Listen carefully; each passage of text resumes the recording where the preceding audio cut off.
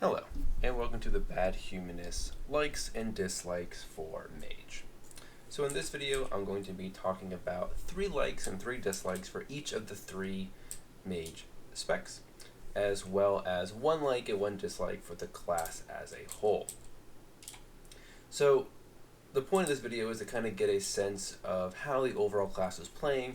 I have good feeling that we're going to be able to play multiple specs this expansion. Again, I think with a lot of changes that have been happening, we'll be able to play multiple specs in a more free and relaxing way, and not worry about having to grind out AP for each one, have different RV weapons, different legendaries. You get the point. So I want to kind of talk about each, so you can kind of see what are the pros and cons for each one, so that maybe you can play a couple of the ones you like, or again have a better idea of whether or not you want to play Mage or not. So let's start off here with Frost. So my first like about Frost is Winter's Chill. So Winter's Chill, again, is a passive ability that is built in with Brain Freeze. Basically, when you get a Brain Freeze proc on your Flurry and you use Flurry, you gain Winter's Chill. And Winter's Chill causes the target to take damage like it's frozen. Now, the important thing about this is Shatter. So Shatter multiplies the crit strike chance of your spells against frozen targets by 1.5, and then simply adds an additional 50% crit chance. So, for example, in my current gear, I have 22.85% crit. So I multiply that by 1.5, get to be about 33%, and then add 50, give me about 83-ish% crit chance against frozen targets. Quite nice.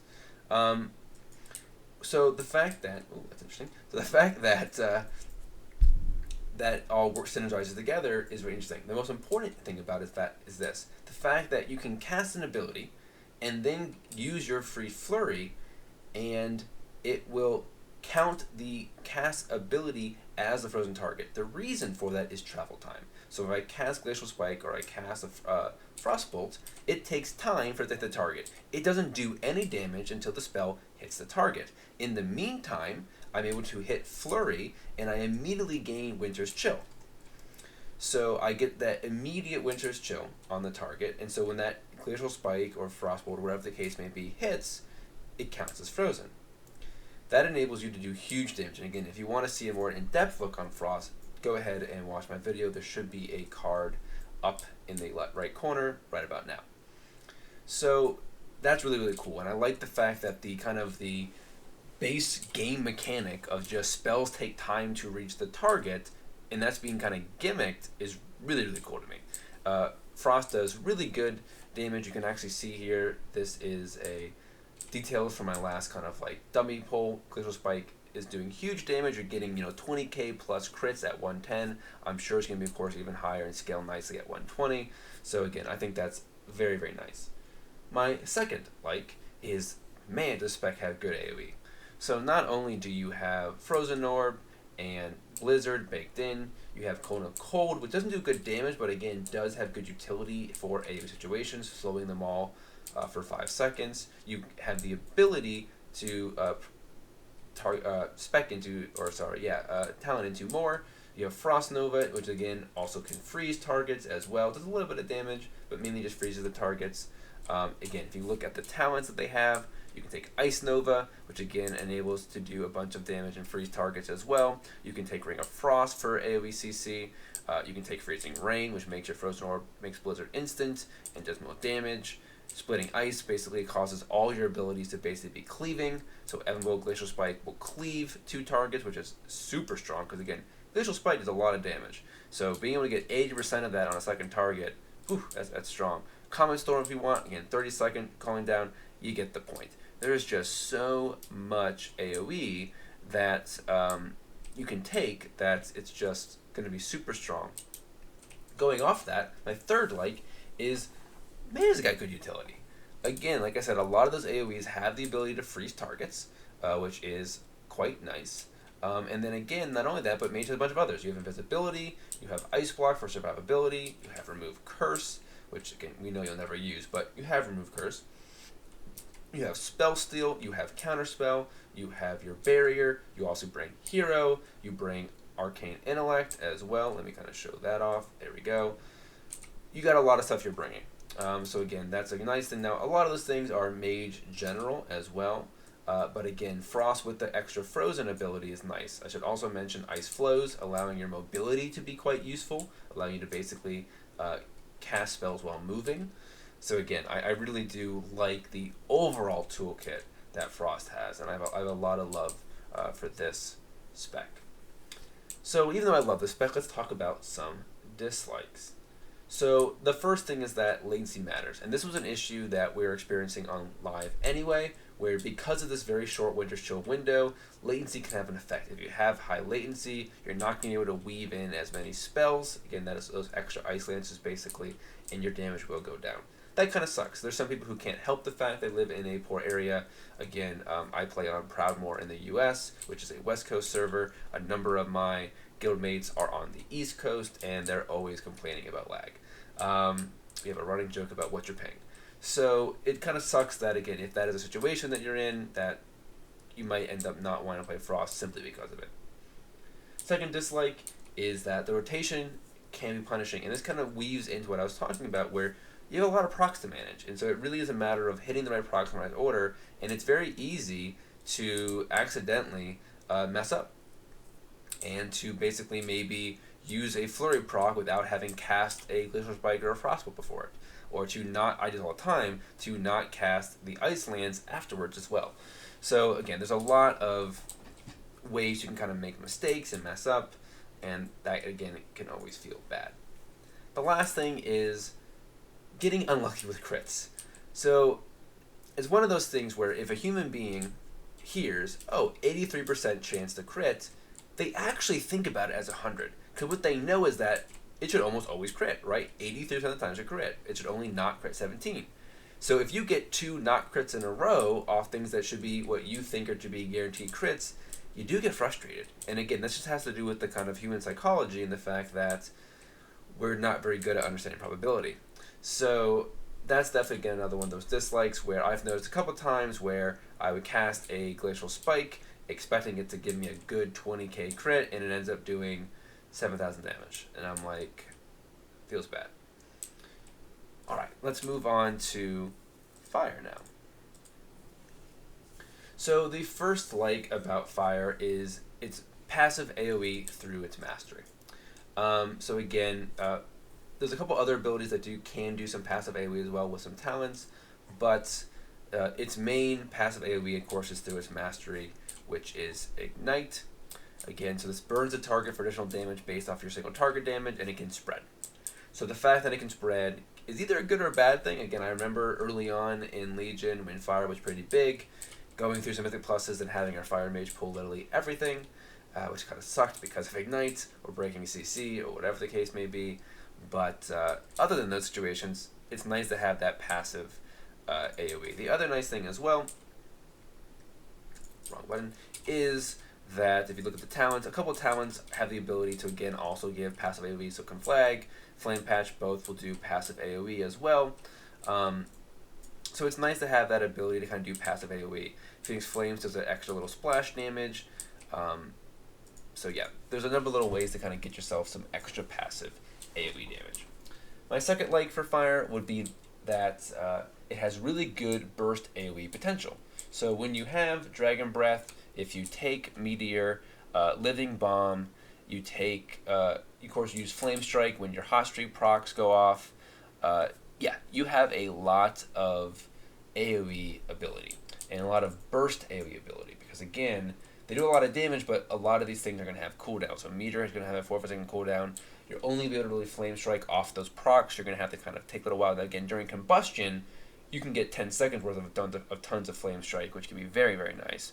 Again, Living Bomb is a 10-second cooldown, so again, there is a bit of a cooldown here, but again, that ability for kind of good burst, decent sustained, but really good burst AoE is definitely going to be Fire's niche. Again, I think Mythic Plus is the place to look for this spec to kind of really shine, because Mage has good utility that I talked about previously in Frost that carries over for Fire as well. So that's my second like. The last one is movement. Again, other than Fireball, everything else is basically either going to be instant, because again, your Pyroblast will be normally instant, or can be cast while moving, like Scorch.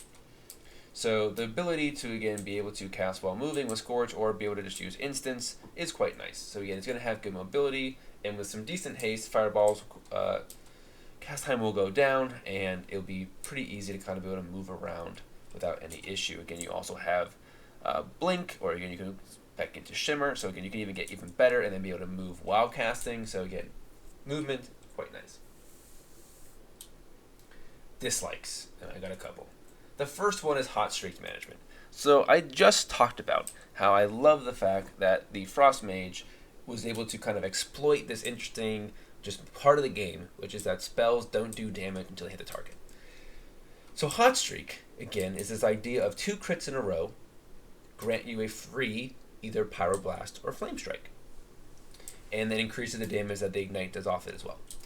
So the idea here, and you can again see this in more depth in my Fire video, again there should be a little icon up in the corner to see that video as well, is that you cast Fireball, and then while that Fireball is reaching the target, you cast another Fireball. If the first Fireball crits, you will then use a Fire Blast, which again can be castable while casting other spells, to basically guarantee a crit and then get your free Pyro Blast off. Here's the problem. Let's say you run out of charges. Now, I'm talented into extra charges with this ability, but let's say you only have 2 and you run out of charges. And you hit a Fireball, and you get a crit. And you can use another Fireball, but you talented into Phoenix Flames. Okay? So this ability also gains the crit, but it doesn't have that ability to be cast while casting. Well, what that means is you're going to Fireball, get a crit, you're going to be casting another Fireball, and you're going to have to cancel cast that Fireball to get off of Phoenix Flames. The other issue is during Combustion. So during Combustion, everything's guaranteed to crit. So you Fireball, get a crit, Fire Blast, get a crit, Pyroblast, get a crit. So you then either go into Fire Blast or Pyroblast again. The issue is that I've been basically not waiting long enough for the target to hit, because I know I'm getting a crit, right? I know every ability I cast is going to crit. So I hit a Fireball, I hit another ability, and I expect Pyroblast to be free at this time, or be an instant cast. And it's not, because again, the target hasn't been hit, and I haven't actually been given the proc yet. And so you have to kind of like stutter a little bit in your rotation to make sure you don't kind of mess up and hard cast Pyroblast. And that just sucks. On that same note, Pyroblast feels like a wet noodle. It is just way too weak. I don't know if the skilling is off, which is definitely a possibility, but it just, to me, feels very, very weak. You can talent into Pyroclasm, which again does allow you to every once in a while get a proc to hard cast Pyroblast to do a bunch of extra damage, and then it actually feels good. I don't know why they don't maybe weaken this a little bit, instead of 300% make it maybe 150, and just up the base damage of Pyroblast. Again, its single target damage is actually pretty weak. It could definitely use a buff there, or in the tuning I should say, not buff, but basically be tuned to be higher. But it just, for an ability that is like as iconic as Pyroblast is, it doesn't do a lot of damage. The last dislike is the interaction of crit with things like Combustion. So there's a couple things here. You have the talent Firestarter, which again guarantees that Fireball and Pyroblast will crit above 90% health. You have Combustion, and you have your natural crit. And it should be noted that one of the passives Fire has is the ability to simply gain 50% increased critical strike chance, as well as 10% more crit strike stat from all sources. So anytime you gain gear or anything else, crit, you get 10% more. Now this is nice because, again, the idea is that you don't want to stack crit. And the reason is because Combustion basically reduces the value, as well as that talent that I listed off before. Because if you're guaranteed crits, why have any crit in your gear? And so there's this really weird kind of anti-synergy that's going on between Combustion and other things, where you want crit, because again, you want enough crit to be able to get your hot streak pretty consistently, but again, you don't want crit during Combustion. Now, I think it is fixed with the fact that Combustion does give you half of your crit stat as Mastery during its window, which is quite nice. But yeah, there's this really weird case where you want some crit, but not a lot of crit. And this is a spec that you would think that crit would be amazing. And we might find out that crit is a cap thing where you get like up to a certain percentage. Who knows? But that's another kind of thing that I just found a bit odd. All right, let's move on to Arcane. So my first like with Arcane is this is an amazingly engaging and fun 3-button spec. If you want to play a low APM spec, which trust me Arcane will be, but you still want it to be fun and engaging and you don't want to bore yourself to sleep like you might on some other specs, Arcane's a spec to play. So the 3 buttons I speak of are Arcane Blast, Arcane Barrage, Arcane Missiles. And the basic gameplay revolves around those, and then Arcane Power and Evocation. And so for 3 buttons, it really is fun. It's very engaging. You're playing this kind of mini game of how much mana can I burn before going before I can evocate, and it really just is a fun and engaging spec. Again, if you want more insight into this, go ahead and watch my video where I look at Arcane Mage. Again, you should see a button up in the top right corner linking you to that right about now. My second like is that it's a really cool cooldown centric class. What I found when I'm going through all these videos is that a lot of classes basically have like a 15-20 second rotation, in the sense that you're basically revolving around your resources, and your resources kind of reset around that time. You might have longer cooldowns where it might alter your rotation, but your basic gameplay is around a 10 to 15 second window. Arcane's window is 1.5 minutes. It literally is the Arcane Power Evocation window. And it just really is cool, I think, to have a play style where it's more about the long-term benefits than short-term gain. And again, the fact that you're revolving around burning during Arcane Power and then evocating when you're and again, the whole risk is, can I use a lot of mana without going before my next burn phase? Again, not only is engaging like my first like, but again, I think it's really cool to be playing around, completely around your cooldowns, right? It really is a case where it's a burn, conserve kind of spec. Really fun. Third like is that, in the same vein, your resources matter. Most resources regen relatively quickly. Combo points, again, are generated by your abilities. Energy regens fast. Focus regens fast. Things like Holy Power, again, you can generate pretty quickly. Warlocks with their soul shards, again, are built off of your abilities. So, Arcane, like healers, has a resource. Rage, again, is pretty can regen relatively quickly depending on what you're playing. So, Arcane playing around mana is interesting because, again, it doesn't regen quickly unless you have evocation. And so your resource management actually matters. And the real min-maxing of this class revolves around your ability to really be on the razor's edge and use as much mana as possible without going before you have evocation up. Trust me, I made some mistakes, and if you're low on mana and you can't Arcane Power when it's off and kind of burn your way with a bunch of 4-stacked Arcane Blasts, your damage will suffer. So it really is a case where you're trying to say, okay, how much mana can I basically waste in my conserve phase so that I don't cap my mana, but I also don't burn too much so I can burn and then evocate. So again, it's one of those things where it's a lot of risk reward. If you play conservative, you'll do good damage, but if you want to take that risk, you can, and it does reward you.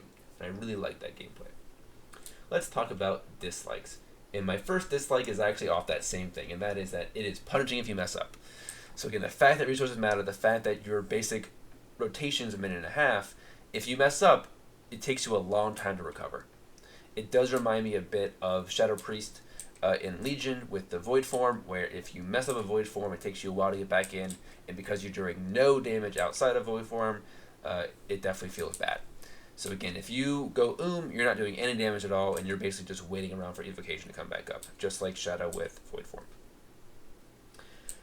My second dislike is Temporal Flux. So again, if I look at this talent, Temporal Flux, I'm not entirely sure how to best utilize this. I'm sure a smart mage player out there will let me know. If you do, let me know in the comments below. But I'm not really quite sure how to use this talent most effectively. The way that I've been using it is actually to cancel cast my very first evocate and then allow the basic, what I'm going to call free evocate, or the evocate that you get while you can cast through it, to get me back to full mana. It still feels like I'm wasting mana. I think an interesting fix or change this talent would just be make it 10 seconds.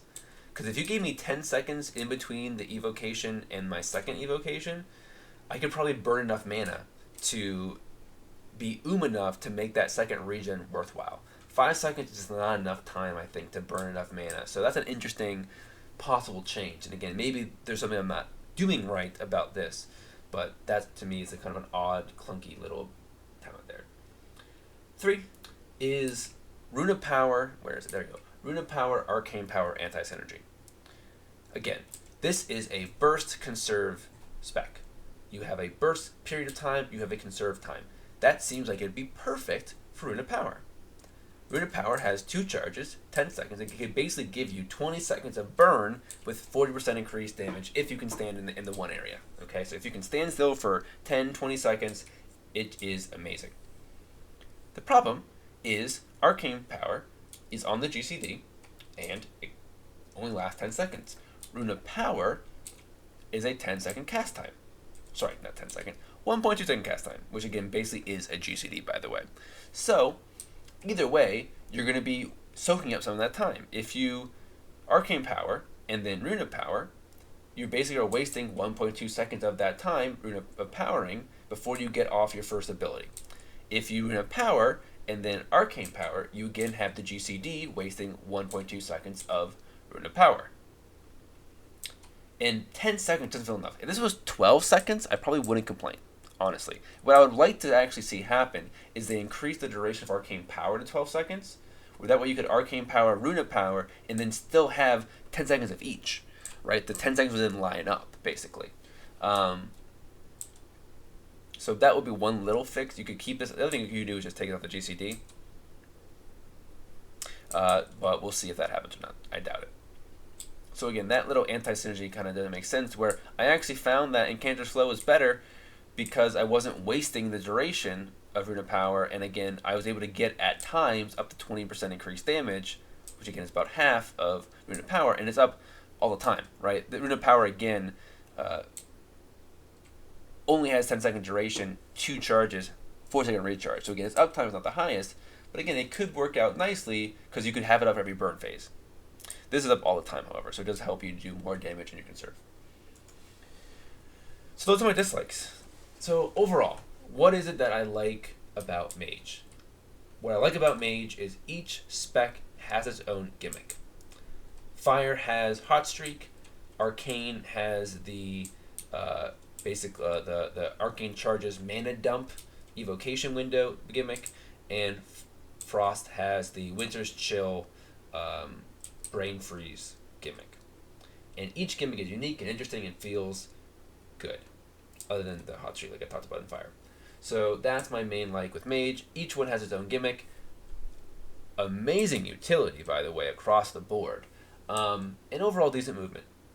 The dislike that I have in general is just the 45 row. I don't like the fact that the 45 row is the same for every single spec. I just have a feeling, I wish that each spec had like their own row, or at least maybe make one of these talents unique per spec. Like maybe they all get Rune of Power, they all get mirror images, but Incanter's Flow changes based upon the spec you're in to be more tuned as something like special to that one, where again like it would fit into the kind of synergy maybe better. Or again, it would be nice if like each one was better for one or the other. You know what I'm saying? Like maybe mirror images would be best for Fire.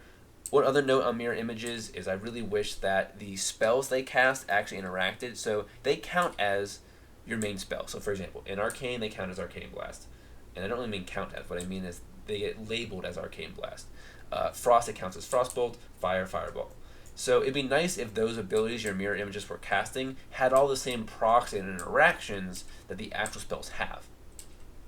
So for example, it would be nice if, for example, when you had Combustion or when you used the other talent that I mentioned that makes Fireball a 100% crit chance above 90% health, that your mirror images Fireballs also did. Or for example, with Frostbolt, it would be nice if your mirror images Frostbolts also use the same, or had the same benefits that your Frostbolt does. So that 45 row to me just is a bit bland. I don't like the fact that it's shared across all 3 specs. It's not, to me, very engaging. And again, Rune of Power being a cast kind of feels weird. Incanter's Flow, like I mentioned previously, kind of feels weird because it's basically just a 12% buff all the time, but the up-down window makes you feel bad if you're doing a burst at the low end. Again, if you basically have a huge, you get this great, Glacial Spike crit, but it's at 4%. So you're like, oh crap, I could have had 16% more damage on that if I would have waited 10 seconds or whatever the case would have been, which of course you won't do. So that 45 row, those buffs, I just don't like any of those talents in all honesty. They're either boring or just have some weird interactions, so that's my main dislike. What did you think about Mage? What are your likes and your dislikes about Mage? What of the 3 specs do you think you're going to be playing? Will you play all 3? Again, I really want to encourage people to be thinking about playing 1 spec maybe for Z+, maybe playing 1 in Raids, playing 1 in Open World, playing 1 in PvP, because again, they're going to have their own pros and cons, and I think the punishment or the difficulty of being able to be geared and viable, I hate that word, but viable in each spec is going to be a lot easier than it was in Legion. So again, be thinking about that. What spec do you want to play? What are you looking forward to playing Mage in BfA? Let me know in the comments below. If you like this video, give me a like. If you dislike it, give me a dislike. If you like these kind of content, go ahead and subscribe. I've got Death Knight videos coming up next. So again, I'm going to have Unholy, and then Frost, and then Blood, and then again I'm going to do a DK dislike videos like this one as well. So again, if you want to see my thoughts on that spec or any other spec, go ahead and subscribe. Again, I have a number of videos already up on a number of different specs. Take a look at those. So thank you very much for watching, and I hope to see you in those later videos.